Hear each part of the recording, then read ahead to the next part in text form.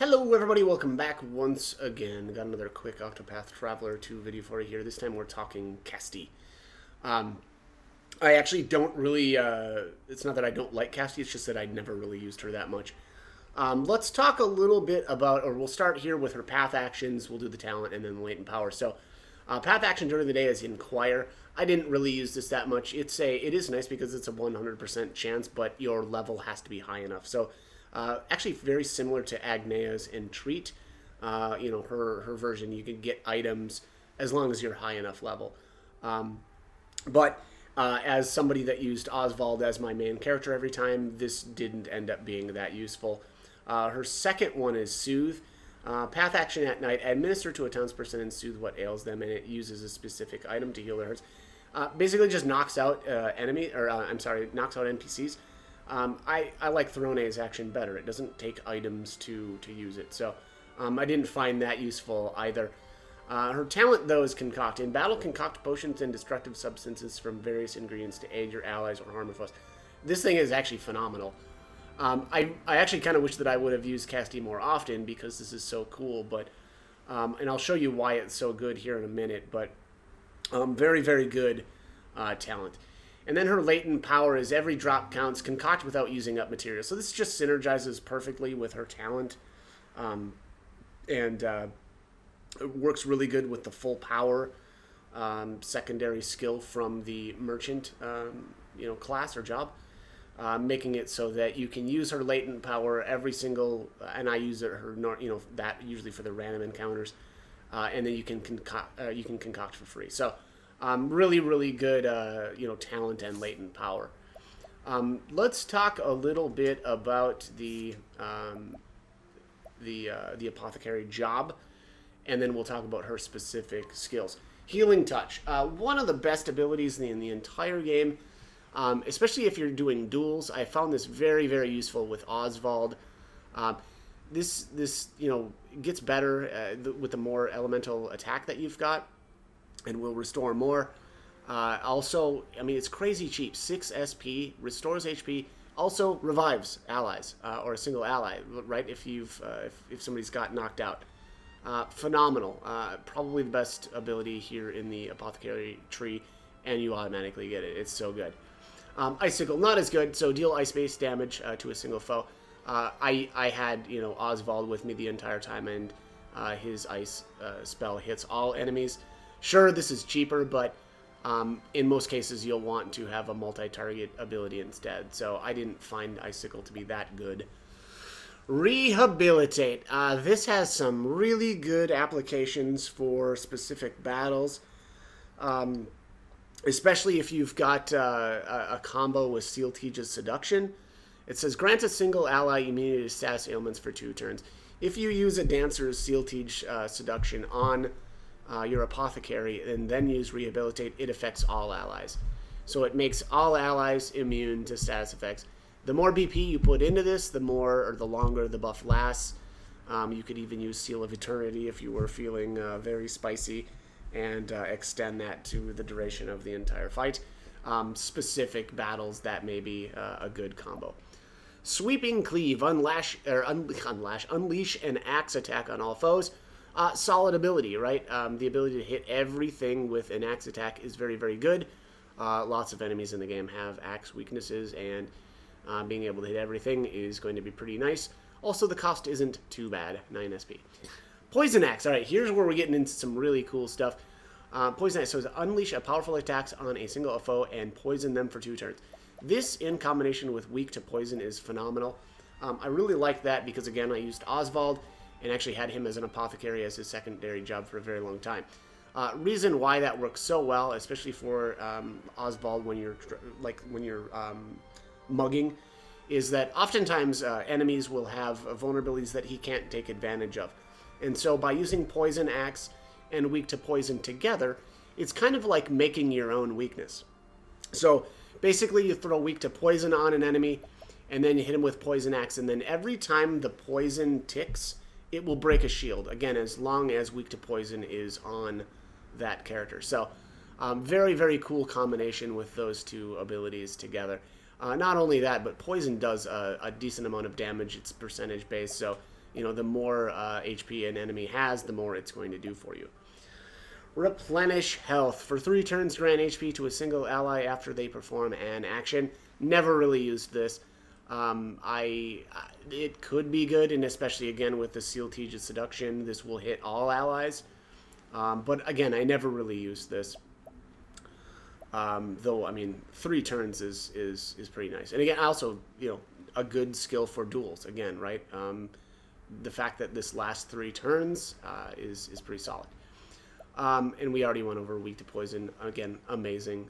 The better thing to do with this as well is you want to buff up or use as much BP as you can, and then stick that weak to poison on the enemy, and then start stacking up poison. And then you can alternate between the two, right? Weak to poison's about to fall off. Okay, throw some more on, and then use some more poison axes. Unfortunately, also, I should say, with poison axe, the more BP you put into this, it doesn't extend or doesn't give you more turns of poison. It only increases the power. So you're only ever going to get 2 turns worth of poison out of any single application. And then Doter's Charity. Extend the reach of a single ally's items to affect all for 3 turns. I don't even know if I ever used this. It's not a bad skill, certainly, but I just never really used it. And Castti is already kind of able to do some similar things to this anyway with her concoct ability. And so I just never really found this that useful. All right, next up is Castti's specific remedy. Grant a random ally 3 positive status effects. Never really used this. But it's a good or good-ish ability. The more BP you put into this, the more positive status effects you'll get out of it. Again, combine this with a Dancer and Seal Teage's Seduction, and this actually would be pretty good. So yeah, I guess take that for what it's worth. I think the randomness is what turns me off to this, right? Like, especially if you've already got a Dancer, you're going to be, okay, I want a physical attack buff. Okay, well, I'm just going to use Lion Dance, right? And not worry about trying to get it randomly from Remedy. All right, and then lastly here, drastic measures. Unleash a powerful attack on a single foe and nullify their stats, ailments, and enfeebling effects. The more you nullify, the more potent the attack. I don't like this ability really at all. Generally, when you have... this is kind of like a finisher, right? Like you know that you're really close to finishing off an enemy, then maybe drastic measures make sense, or I don't know, maybe like what, you're about to get wiped out or something. That scenario was never, I was like, oh my god, yeah, this is gonna save. No, that never happened. But I just don't like that it, so basically you debuff an enemy, right? You put negative status effects on an enemy, and then the more that you've got on it, you'll use this, but it removes them. And I just don't. Like, if I'm putting status effects on an enemy, I want them to stay on. So yeah, so anyways, not a big fan of drastic measures. All right, anyways, next up are the support skills. Vigorous Victor, one of the best skills in the entire game. I love this. I recommend that you get this on everybody as soon as you possibly can. It's going to make random encounters much less annoying because you'll just restore your HP and SP after battle. Love it, and honestly, it gets better as the game goes. The more SP or max HP and SP you have, the more Vigorous Victor is going to do for you. So, starts out good, remains good the entire game. Phenomenal support skill. Again, I recommend this on everybody when you're doing random encounters. Take it off for boss fights, but again, for randoms, it's great. Hale and Hardy, never really used this. Early on in the game, this can be kind of nice. And as the game progresses, this will be, less and less impressive, and mostly because, it doesn't scale, right? It only is ever going to give you 500 HP. All right, next up is Inspiring Break. Restores the equipping character's SP when breaking a foe. I didn't find this necessary. There's a lot of better support skills to have. Again, maybe one of those deals where it's like early on and... I don't know, maybe this would be good for somebody that's, ripping through a lot of SP. Maybe like an Oswald, but I think that there's better support skills. So I don't think that that's very good. Preventative measures. Grants the equipping character immunity to enfeebling effects for 3 turns at the start of battle. There's some fights that this is interesting for, but very situational, and I honestly don't really like this that much. For random encounters, especially, I tend to go with a step ahead. And so most random encounters never even last long enough for enemies to actually get any damage in or any chances to use enfeebling effects anyway. So I don't think preventative measures in most cases is very good. Okay, so next up is some of her combos. So anyways, so for secondary jobs, she makes a pretty good conjurer.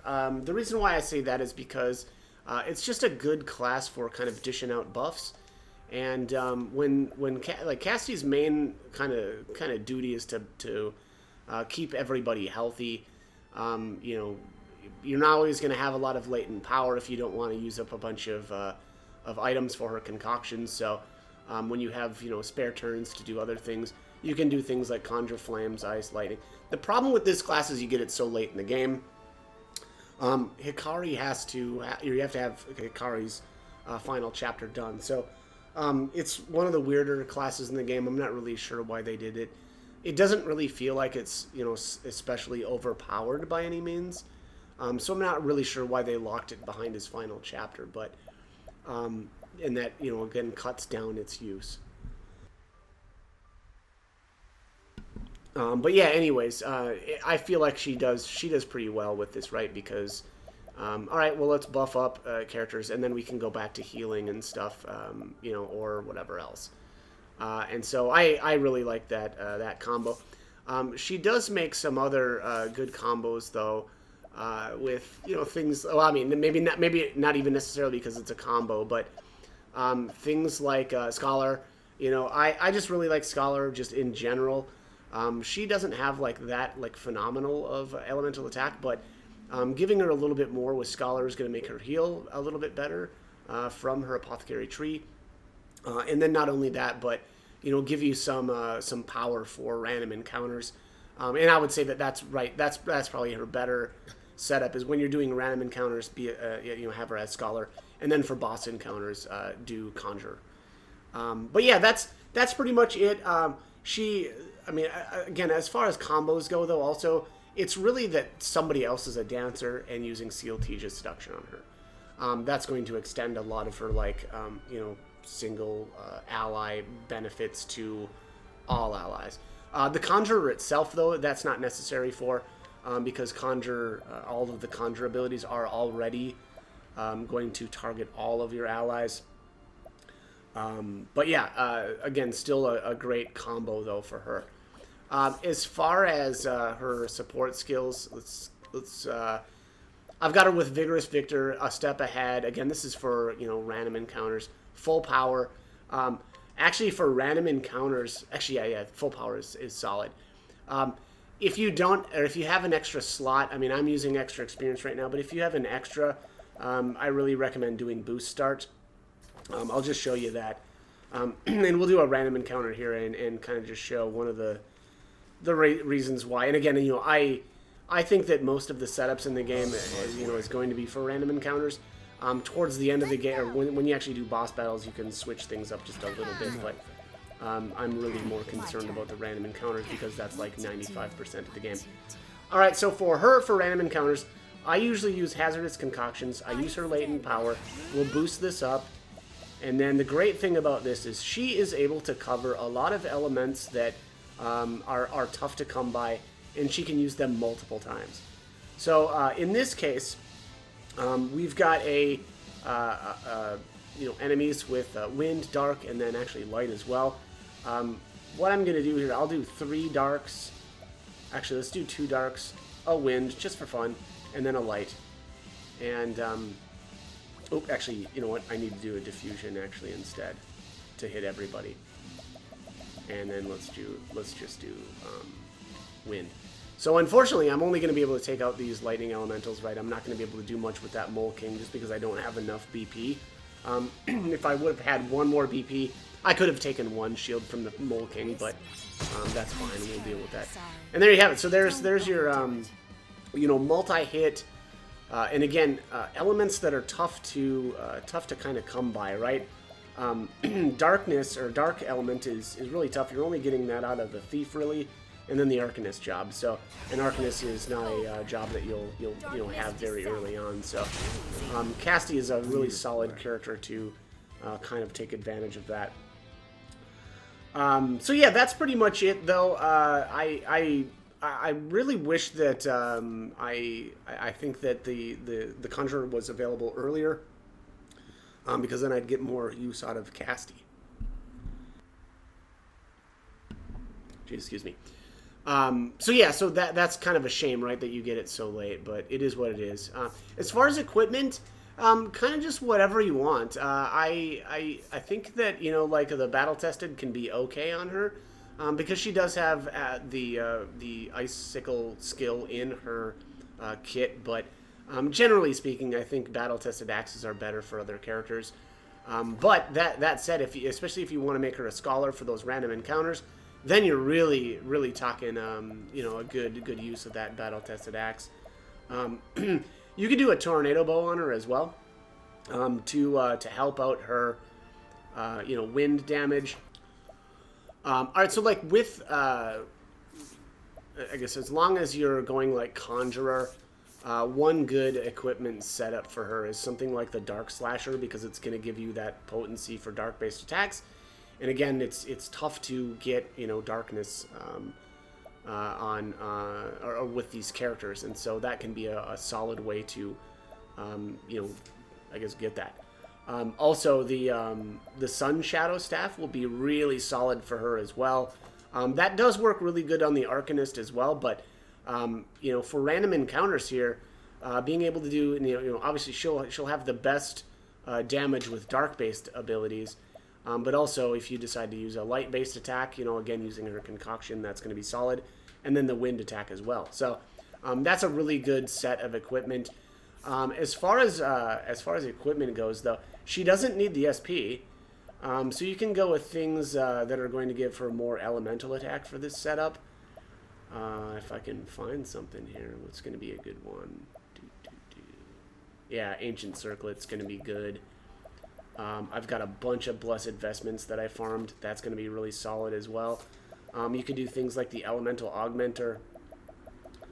If I can find it. I think it's a ways down here, isn't it? Yeah, Elemental Augmenter. So there you go.